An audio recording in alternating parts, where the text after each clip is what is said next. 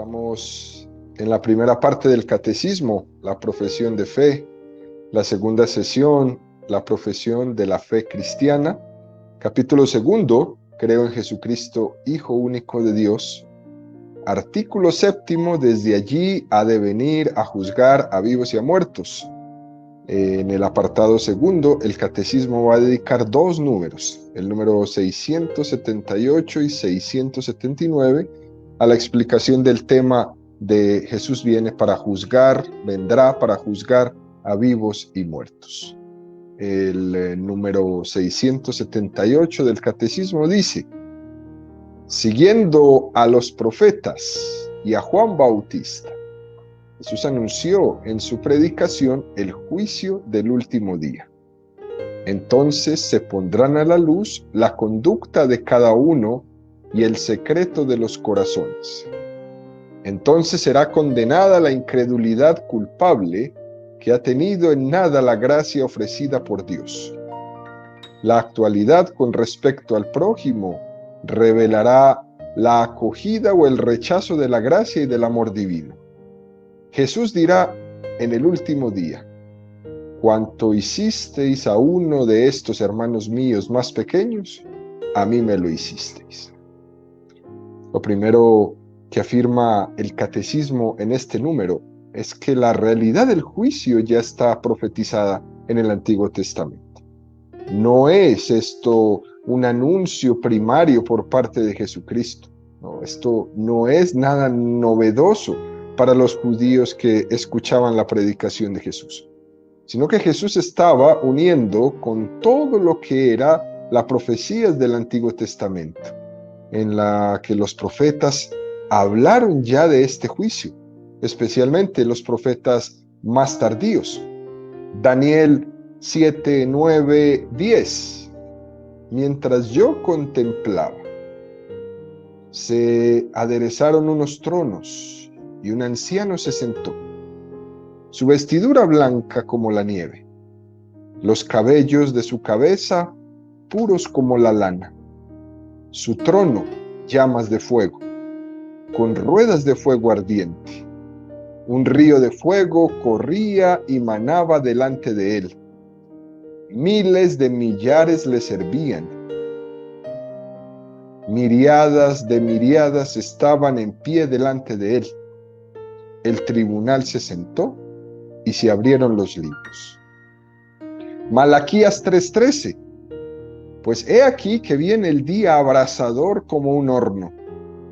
Todos los arrogantes y los que cometen impiedad serán como paja. Pero para vosotros, los que teméis mi nombre, brillará el sol de justicia como la salud en sus rayos. Se habla en estos pasajes del Antiguo Testamento, se habla del día del juicio como día de gloria para los justos y día de ignominia para los que se cierran a la gracia de Dios. Digamos que aquellos que se cierran a la gracia de Dios, que son los que no han reconocido a Jesucristo, o que incluso conociéndole le rechazan, ayer hablábamos un poco de ese anticristo, será día de ignominia. Esto también formó parte de la predicación de Jesús. A veces hay ciertas páginas del Evangelio que por lo que sea, ¿no?, porque no nos resultan muy atrayentes, las citamos un poco menos. Algunas de ellas son como estas páginas en las que Jesús hace referencia y predica sobre el juicio. Esto no es muy gustoso. A nosotros nos llama mucho más la atención ver los milagros de Jesús, las curaciones, este momento de gloria de Jesús. Pero el juicio final no. Es más, quizás en muchas corrientes nos encontramos que se anuncia, incluso casi se define categóricamente que eso es un invento, ¿no? Personas que hablan del juicio final como un invento, como una mentira que tiene la iglesia para mantener a todo el mundo en vilo, para mantener a todo el mundo en miedo. Pero esto no es así. El juicio final será una realidad. Lo que pasa es que el Evangelio, queridos amigos, tenemos que leerlo completo, ¿no? No podemos cercenar el Evangelio de ninguna manera.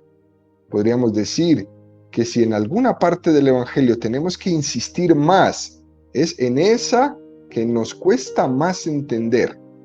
No podemos vivir de un Evangelio que solamente me quedo con la parte que me gusta o con la parte que entiendo, ¿no? Tendemos a quedarnos con esta partecita, lo que más nos cuadra con nuestros criterios.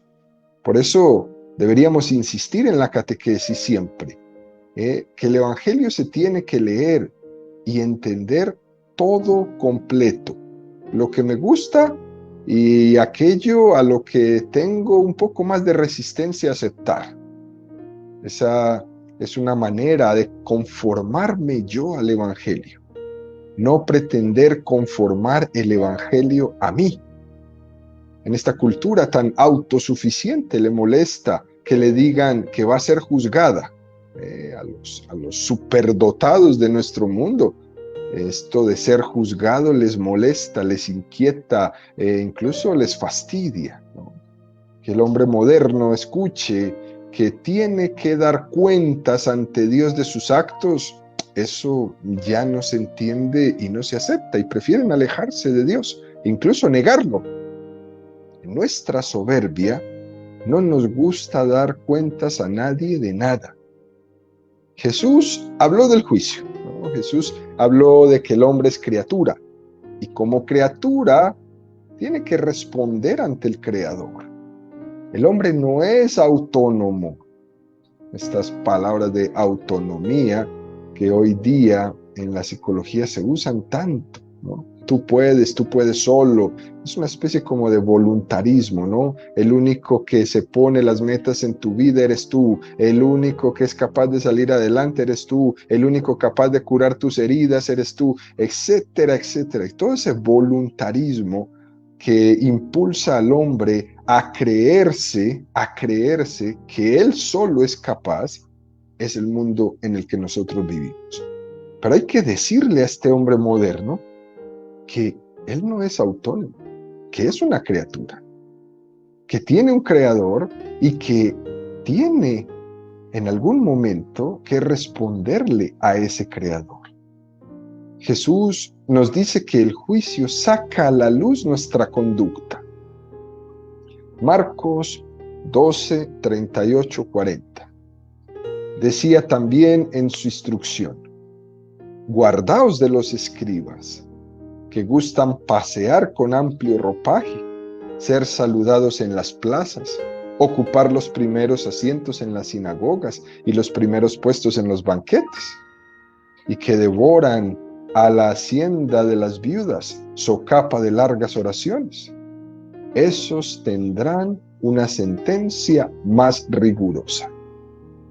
Este juicio sacará a luz esa doble intención de los escribas que Jesús denuncia en este texto del Evangelio. Una de las manifestaciones del pecado es esa doble intencionalidad con que hacemos las cosas. Jesús es el juez, capaz de sacar a la luz esa doble intencionalidad que podemos tener en nuestra conducta. Tenemos que pedir a Dios todo el tiempo, ¿no?, que purifique la rectitud de intención de nuestras obras, siendo conscientes de que haciendo una acción se nos cuela algunas veces la vanidad, sin que a veces lo podamos evitar. Estamos hablando de que de una manera consciente y voluntariamente se hacen las obras de caridad, por ejemplo, con una doble intención, ¿no?, ser puestos en un pedestal. El juicio sacará a luz el secreto de los corazones. Por eso, cuando vayas a ayudar a tu hermano, hazlo en el secreto, para que esta vanidad no se te meta, ¿no? Y no pienses que con tu ayuda estás ya salvando el mundo. No, hazlo en tu secreto, para que esa intención sea purificada. Lucas 12, 1, 3. En esto, habiéndose reunido miles y miles de personas, hasta pisarse unos a otros, se puso a decir primeramente a sus discípulos: Guardaos de la levadura de los fariseos, que es la hipocresía. Nada hay encubierto que no haya de ser descubierto, ni oculto que no haya de saberse. Porque cuanto dijisteis en la oscuridad será oído a la luz, y lo que hablasteis al oído en las habitaciones privadas será proclamado desde los tejados.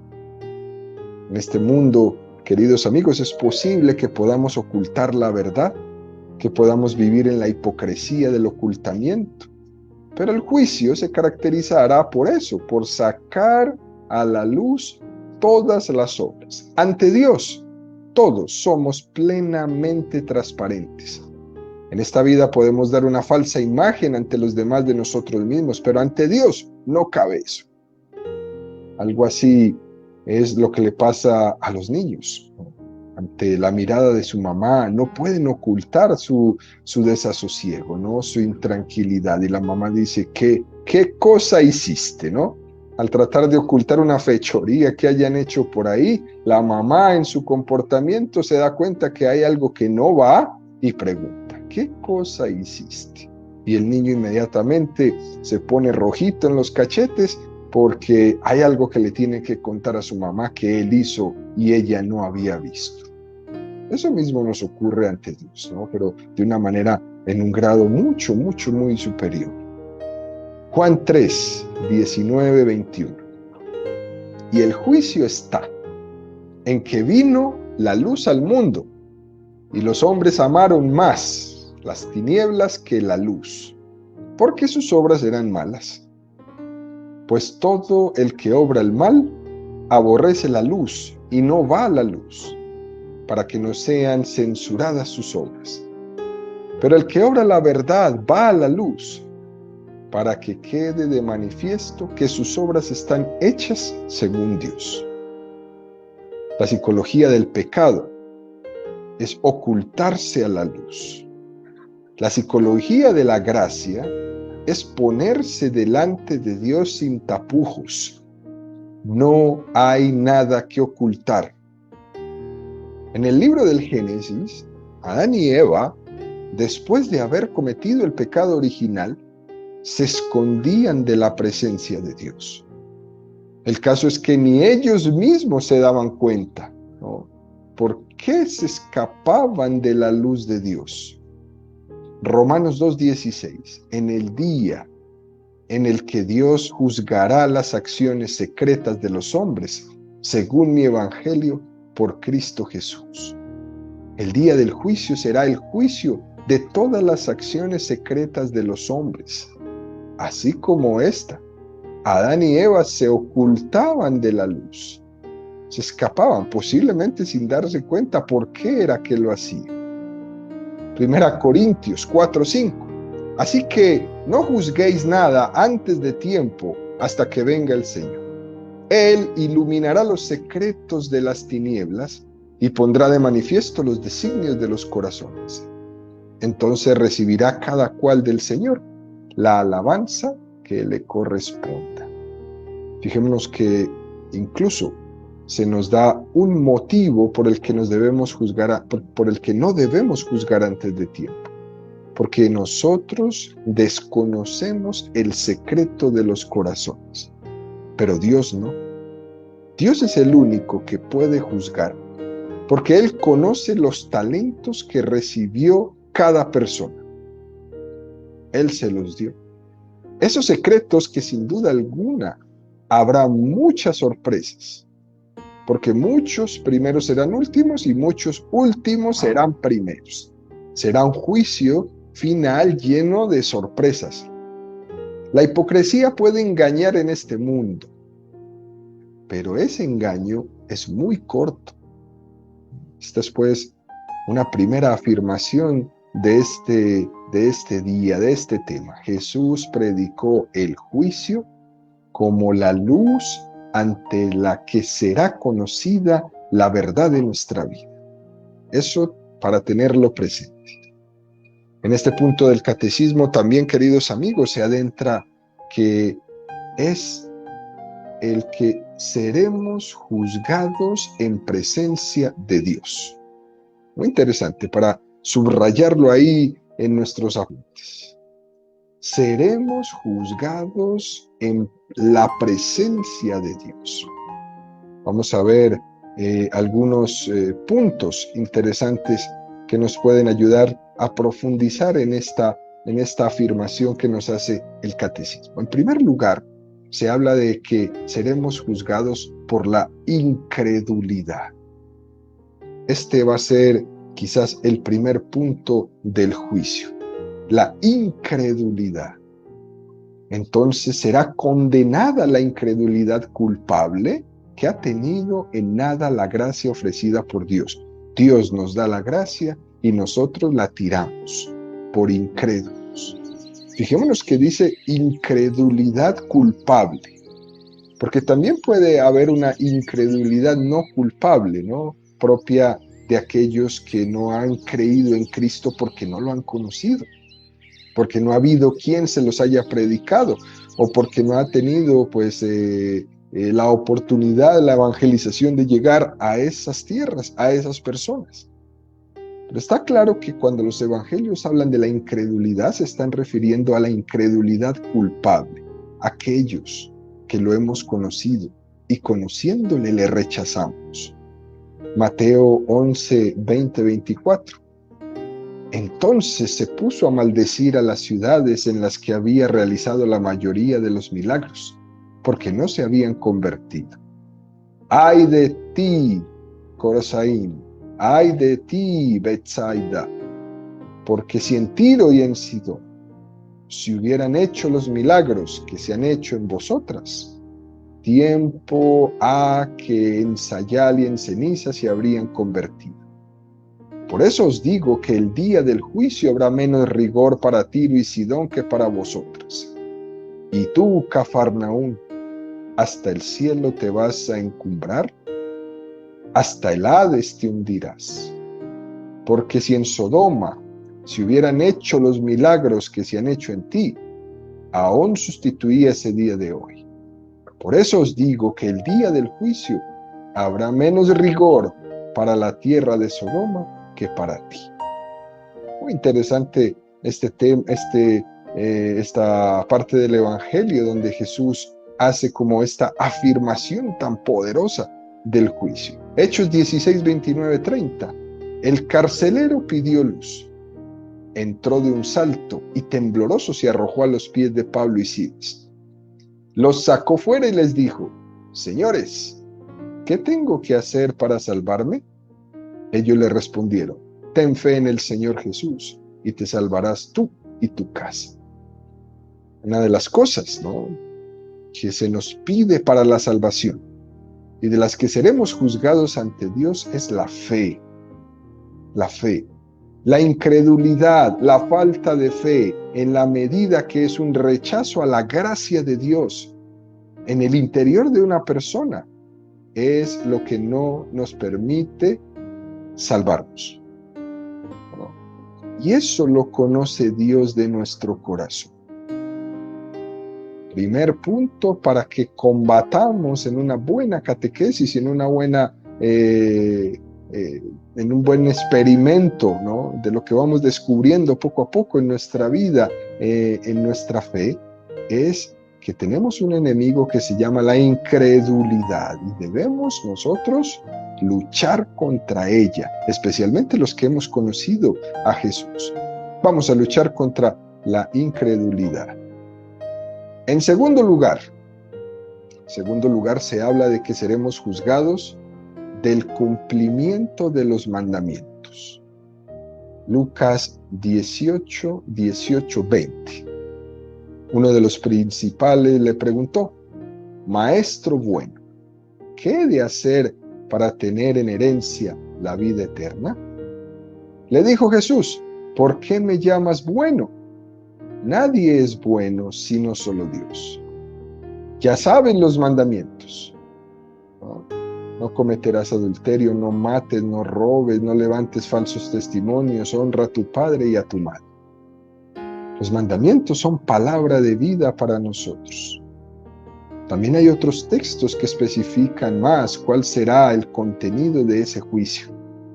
Pero en ciencia cierta, debemos tener claro que seremos juzgados del cumplimiento de los mandamientos. Por eso animamos a la catequesis, a los catequistas, de cualquier nivel que den catequesis, niños, jóvenes, adultos, a no echar a un lado, a no echar por la borda una profunda catequesis de los mandamientos de la ley de Dios. En tercer lugar, se habla de que seremos juzgados del respeto y del amor al prójimo. Del respeto y del amor al prójimo. Mateo 5:22. Pues yo os digo, todo aquel que se encolerice contra su hermano será reo ante el tribunal. Pero el que llame a su hermano imbécil será reo ante el Sanedrín. Y el que le llame renegado será reo de la gehenna de fuego. Si pues al presentar tu ofrenda en el altar, te acuerdas entonces de que un hermano tuyo tiene algo contra ti, deja tu ofrenda allí delante del altar y vete primero a reconciliarte con tu hermano. Luego vuelves y presentas tu ofrenda. Ponte enseguida a buenas con tu adversario mientras vas con él por el camino.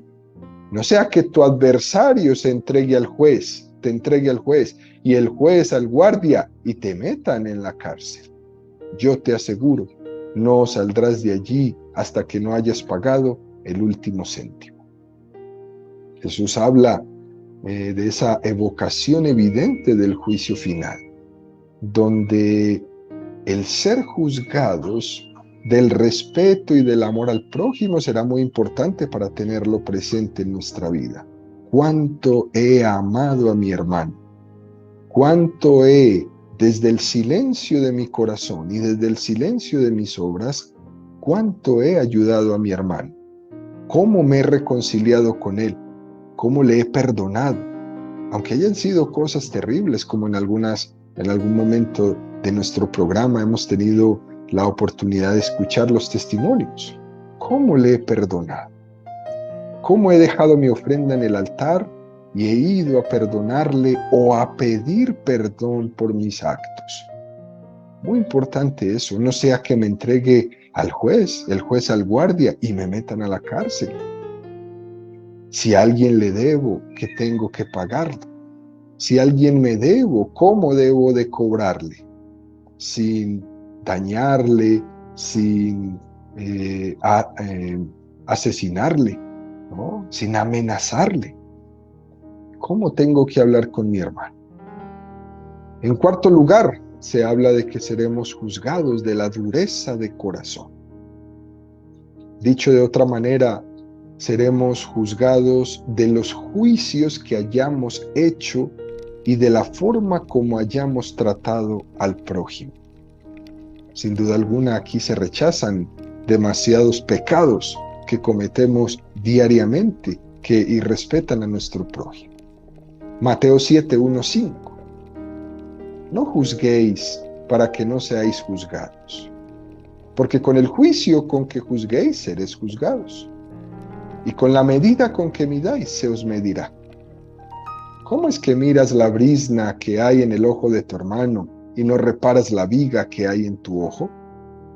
¿O cómo vas a decir a tu hermano, deja que te saque la brizna del ojo, teniendo la viga en el tuyo? Hipócrita, saca primero la viga de tu ojo, y entonces podrás ver para sacar la brizna del ojo de tu hermano. Otras traducciones de la Sagrada Escritura dicen, con la medida que midáis seráis medidos, ¿no? Es otra materia, ¿no?, en la que seremos juzgados. Es la dureza de corazón con la que hayamos juzgado a nuestro prójimo. O seremos juzgados también de la misericordia que hayamos tenido. ¿Con quién? Con mi prójimo, con mi hermano, con mi papá, con mi mamá, con mi vecino, con mi jefe en el trabajo o con los compañeros con los que trabajo, con mis superiores o con mis inferiores. Perdona nuestras ofensas como también nosotros perdonamos a los que nos ofenden. Eso es lo que rezamos en el Padre Nuestro. Le estamos pidiendo a Dios una medida en el juicio. Según nuestra misericordia, esa es la medida, como nosotros perdonamos. Así que esta oración del Padre Nuestro nos tiene que llevar cuidado a que no sea nuestra propia condenación. Estamos pidiéndole a Dios que nos perdone como nosotros perdonamos. Así que no se vale que Dios me perdone y yo sigo teniendo enemigos por todas partes o personas enjuiciadas dentro de mis criterios mundanos. Quinto lugar, se habla de que seremos juzgados del amor a los pobres y excluidos. Mateo 25:31. Cuando el Hijo del Hombre venga en su gloria, acompañado de todos sus ángeles, entonces se sentará en su trono de gloria. Serán congregados delante de él todas las naciones, y él separará a los unos de los otros, como el pastor separa las ovejas de los cabritos. Podrá las ovejas a su derecha y los cabritos a su izquierda. Entonces dirá el rey a los de su derecha: venid benditos de mi Padre, recibid la herencia del reino preparado para vosotros desde la creación del mundo. Porque tuve hambre y me disteis de comer. Tuve sed y me disteis de beber. Era forastero y me acogisteis. Estaba desnudo y me vestisteis. Enfermo y me visitasteis. En la cárcel y vinisteis a ver. Entonces los justos le responderán: Señor, ¿cuándo te vimos hambriento y te dimos de comer, o sediento y te dimos de beber? ¿Cuándo te vimos forastero y te acogimos, o desnudo y te vestimos? ¿Cuándo te vimos enfermo o en la cárcel y fuimos a verte? Y el rey les dirá: en verdad os digo que cuanto hicisteis a uno de estos hermanos míos más pequeño, a mí me lo hicisteis. Entonces dirá también a los de su izquierda: apartaos de mí, malditos, al fuego eterno preparado para el diablo y sus ángeles, porque tuve hambre y no me disteis de comer. Tuve sed y no me disteis de beber. Era forastero y no me acogisteis. Estaba desnudo y no me vestisteis. Enfermo y en la cárcel y no me visitasteis. Entonces dirán también estos: Señor, ¿cuándo te vimos hambriento o sediento o forastero o desnudo o enfermo o en la cárcel y no te asistimos? Y él entonces le responderá: en verdad os digo que cuando dejasteis de hacer con uno de estos más pequeños, también conmigo dejasteis de hacerlos. E irán estos a un castigo eterno y los justos a una vida eterna. Hay una presencia misteriosa pero real de Cristo en los pobres y en los excluidos. Los pobres son los amados de Dios. No, miremos cómo cuando vamos leyendo en este evangelio en su conjunto, sin censurarle nada, uno se va haciendo una idea muy clara de qué es lo que Dios nos está diciendo de lo que será el juicio final. Todos preguntaremos muy asustados, ¿no? ¿Y cuándo yo, Señor, no te di de comer? Bueno, con este que está a mi lado, con este que te pidió, con este que necesitó, con este que tocó a tu puerta una y otra vez, con el que estaba en la cárcel, que tenía muchos amigos hasta que llegó en desgracia, ¿no? Etcétera, etcétera. ¿Cuándo lo hiciste? Esa pregunta es muy normal. ¿Y cuándo? ¿Y cuándo? ¿Y cuándo? Pues cada vez que tuviste a uno de estos pequeños, a mí me lo hiciste. Número 679 del Catecismo. Cristo es Señor de la vida eterna. El pleno derecho de juzgar definitivamente las obras y los corazones de los hombres pertenece a Cristo como Redentor del mundo. Adquirió este derecho por su cruz. El Padre también ha entregado todo juicio al Hijo. Pues bien, el Hijo no ha venido para juzgar, sino para salvar, y para dar la vida que hay en él. Es por el rechazo de la gracia en esta vida por la que cada uno se juzga ya a sí mismo, es retribuido según sus obras y puede incluso condenarse eternamente al rechazar el espíritu de amor. Es un número muy claro del catecismo. El hecho de que Jesucristo se presente como juez de vivos y muertos delata claramente que Jesucristo es Dios. Solamente Dios puede juzgar. Cristo está revestido de esta autoridad de Dios. Cristo tiene el pleno derecho para juzgar no solamente como Dios, ¿no?, sino como hombre ascendido y sentado a la derecha del Padre. Jesucristo conoce al hombre perfectamente, porque el hecho de que nuestro juez sea nuestro hermano de carne, para nosotros tiene que ser un consuelo. No me está juzgando quien no me conoce, me está juzgando quien me conoce. Por eso, queridos amigos, cuando llegue el momento del juicio final, va a ser muy interesante llegar al juicio siendo amigo de Jesucristo.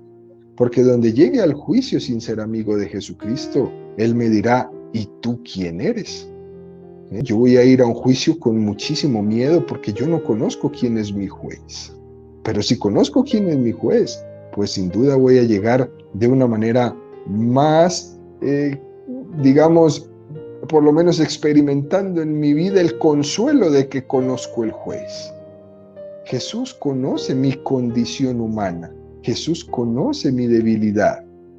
Y esto nos tiene que llenar de confianza y de amor a nuestro juez. Él nos juzga desde dentro, no simplemente desde fuera. ¿No? Esta afirmación del número 679, ¿no?, que Jesús ha adquirido del Padre la potestad de juzgar. Más aún, ¿no?, parece como que el Padre le ha delegado el juicio a su Hijo. Juan 5, 22, 27. Porque el Padre no juzga a nadie, sino que todo juicio lo ha entregado al Hijo y le ha dado poder para juzgar, porque es Hijo del Hombre. Mateo 25, 31. Cuando el Hijo del Hombre venga en su gloria acompañado de todos sus ángeles, entonces se sentará en su trono de gloria. Fijémonos que el trono de gloria del Padre casi se confunde con el de Jesucristo, ¿no? Hechos 10, 42. Y nos mandó que predicásemos al pueblo y que diésemos testimonio de que Él está constituido por Dios, juez de vivos y muertos. El Padre Dios ha querido que el juez sea un hombre que es Dios al mismo tiempo. Y el único Dios y hombre al mismo tiempo es Jesucristo. Para que nadie pueda dudar que el juicio es hecho también desde un corazón humano y misericordioso que late por nosotros lleno de amor. Es esa la clave de este juicio. Y el catecismo nos recuerda en este punto, pues bien, el Hijo no ha venido para juzgar, sino para salvar y para dar la vida que hay en Él, pero a los que quieran. Juan 3:17, porque Dios no ha enviado a su Hijo al mundo para juzgar al mundo, sino para que el mundo se salve por Él. Por una parte, la condenación no es algo imposible, es una posibilidad real. Y por otra parte, Cristo no quiere que nadie se condene, sino que todos lleguen a plenitud de la salvación. Pero ¿cómo se conjugan en nuestra vida estas dos cosas? Y el catecismo lo dice de una manera muy clara. Es por el rechazo de la gracia en esta vida, por lo que cada uno se juzga a sí mismo. Es retribuido según sus obras y puede incluso condenarse eternamente al rechazar el espíritu de amor. Siempre hemos tenido una tentación muy grande, que es la de pensar que eso del juicio es como una decisión caprichosa de Dios, que Dios es el que va a dar ahí el punto final, ¿no?, la decisión final. siempre vamos proyectando en Dios lo que son sentimientos y pasiones humanas, ¿no? La condenación o la absolución depende del carácter del juez, si se tiene la mano más ancha o la mano menos ancha. Y eso no es así. Cada uno se juzga a sí mismo por la aceptación o el rechazo de la gracia. Vuelvo y repito, cada uno se juzga a sí mismo por la aceptación o el rechazo de la gracia. En el juicio, ante la luz de la verdad, ante la luz de Dios, ya lo dice todo, ya lo dice todo. Cada uno se juzga a sí mismo por la aceptación o el rechazo de la gracia. Y el alma percibe con claridad qué es lo que le corresponde. Y uno no se miente a sí mismo, menos le puede mentir a Dios. Es lo propio del estado del alma, ¿no? El que se constituye en juez de nosotros mismos. Juan 3:18. El que cree en Él no es juzgado, pero el que no cree ya está juzgado, porque no ha creído en el nombre del Hijo único de Dios. Ya está juzgado. Juan 12:48. El que me rechaza y no recibe mis palabras, ya tiene quien le juzgue. La palabra que yo he hablado, esa le juzgará el último día. Es el propio rechazo a la palabra, a Jesucristo, el que se convierte en el propio juez de uno. Muy importante tener esto presente para quitarnos de nuestra mente tantas concepciones que se nos han metido por un lado y por otro, que Dios está ahí con el dedo para esperarte, para enjuiciarte. Es el propio rechazo de la palabra el que se convierte en el propio juez de uno. 1 Corintios 3:12-15. Y si uno construye sobre este cimiento con oro, plata, piedras preciosas, madera, heno, paja, la palabra de cada cual quedará al descubierto. La manifestará el día que ha de revelarse por el fuego. Y la calidad de la obra de cada cual la probará el fuego. Aquel cuya obra construida sobre el cimiento resista, recibirá la recompensa. Mas aquel cuya obra quede abrasada, sufrirá el daño. Él, no obstante, quedará a salvo, pero quien pasa a través del fuego. Este texto habla, ¿no?, de que son las propias obras, las que en el presente nosotros tenemos, las que hemos tenido y las que tendremos, son las que presentaremos delante de Dios. Las obras que son inconsistentes son devoradas por la luz y se disuelven ante la presencia de Dios. Pero las obras que son hechas en la verdad y en el amor, esas permanecen firmes ante la presencia de Dios. Y terminamos diciendo que podemos condenarnos al rechazar el amor de Dios, que el hombre se abra a la salvación, que Dios le está suspirando, que casi le está proponiendo esta salvación, casi gritándole, como el padre del hijo pródigo que suspiraba para que su hijo se abriera a la gracia. No era el padre el que quería, ¿no? Todo lo contrario, suspiraba por la vuelta de su hijo. El padre sufría tremendamente por la autocondenación de su hijo, porque ese hijo se había marchado de la casa del padre y el padre sufría y suspiraba por él. Esto es lo que tenemos que tener presentes, este aspecto tan importante para este día de reflexión.